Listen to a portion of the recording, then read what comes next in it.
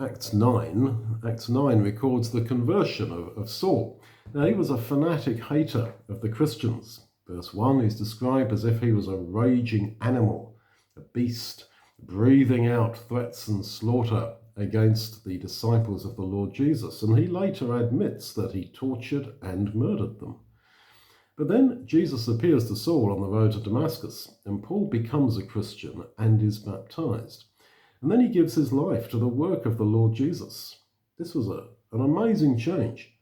But later, Paul writes to Timothy that his conversion was a pattern for all those who would afterwards believe, and that's you and me.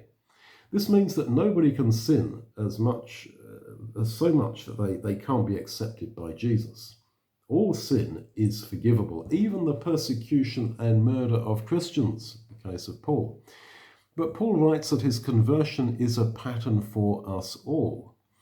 Most of us didn't do those things. We did not murder Christians.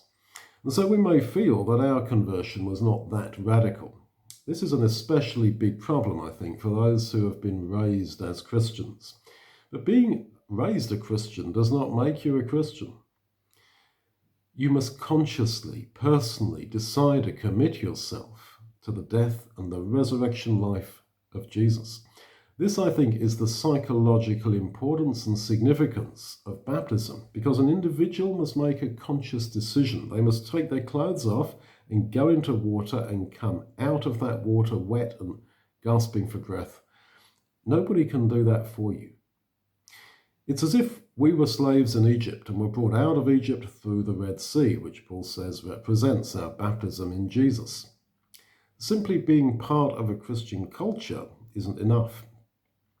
We need to realize the enormity of our sin, that sin is something which deeply hurts God. We are not to compare ourselves amongst ourselves thinking, well, I didn't do what Paul did. That is, Paul says, not wise.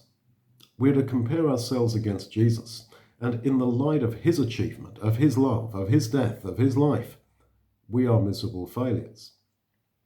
We need to be convicted of sin before we will perceive the wonder of conversion